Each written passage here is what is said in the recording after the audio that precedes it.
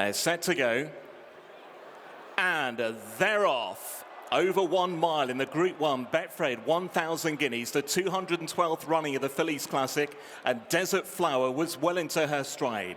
Duty First is also prominent in the red and white. Chantilly Lace is up with a gallop over toward the far side as they split into 2 groups. So Desert Flower leading over on the far side from Duty First and Elwatine and Chantilly Lace. They're then being followed by Lake Victoria in the blue and orange, with those is Simmering and Hey Boo back marker of the far side group. More near side then is Red Letter. She's racing in company with Ramart, and the back marker of the trio stand side is Flight in light blue and red. It is Desert Flower over on the far side as they approach halfway. Near side Red Letter, Duty First and Elwatine. Then Ramart and Chantilly Lace ahead of Lake Victoria and Flight. Then Simmering and Hey Boo. They're racing now inside the final 3.5 furlongs. It is Desert Flower with a small advantage from Red Letter. Elwatine to the far side in blue and white. Duty First is ridden along. So too Chantilly Lace. Lake Victoria being pushed along as well towards the back of that far side group. The final quarter mile now, and it's Desert Flower with the lead. Flight now improving near side. Lake Victoria is also now looking to move up in the blue and orange. Elwatine ridden for more. Desert Flower joined by near-sided Flight. It's Flight now just in front for Desert Flower. Then Red Letter, Lake Victoria and Simmering, followed by Elwatine. Desert Flower coming back at Flight. It's Desert Flower from Flight on the run towards the line. And Desert Flower wins the 1000 Guineas from Flight in second. Simmering third, then Elwatine, Chantilly Lace, Lake Victoria and Red Letter. They continue to paint Newmarket blue. Charlie Appleby and William Buick have won the 1000 Guineas. They've won both Guineas now, and this is Desert Flower, who at one moment looked like she might be in a little bit of trouble, but in the end her class did tell. Huge performances from both the Volley Sangaster's fillies, particularly Flight in second for Oisin Murphy. Third, her stable companion Simmering, who was a Group 2 winner as a 2-year-old last season, has really come on from the Fred Darling. She's third with Dylan Brown McMonagle on board. But the winner, no doubt, it is Desert Flower after certainly Flight and Simmering have run. Elwatine, they've run a bunch. Showed up really nicely at one point, didn't she? That's the Shadwell colour second from the left. I think she ended up finishing. Was she fourth in the end?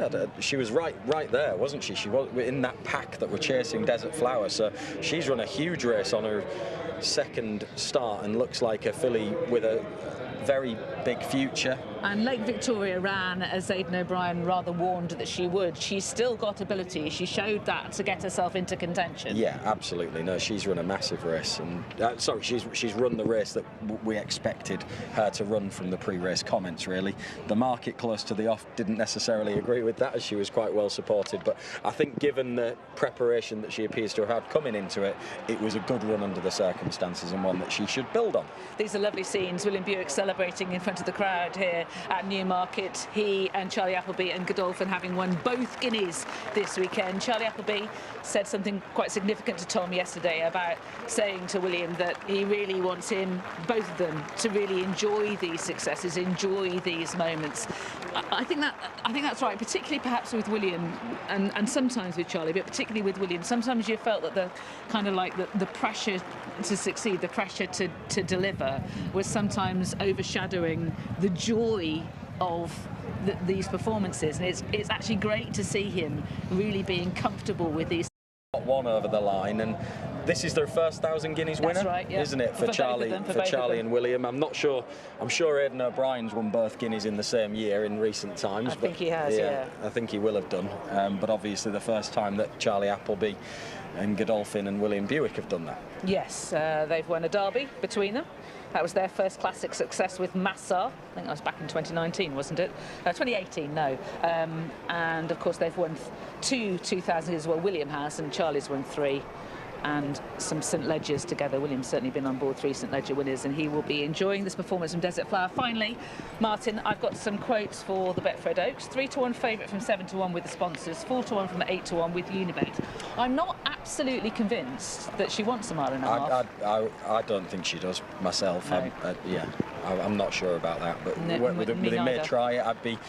I was sort of 50-50 on Ruling Court. I'd be a bit more 80-20 on Desert I'm Flower. 100% with you on that. I think I'd go so far as to say it is a doubt, the mile and a half. She does have a combination stakes entry, however. Yeah, I think that is the more logical route to go down. We're waiting to hear what Charlie and William think, but I'd be surprised if this filly turned up in an Oaks, and I think I would be more surprised if she was an Oaks winner, really, because I don't see her as that type. But we'll wait and see.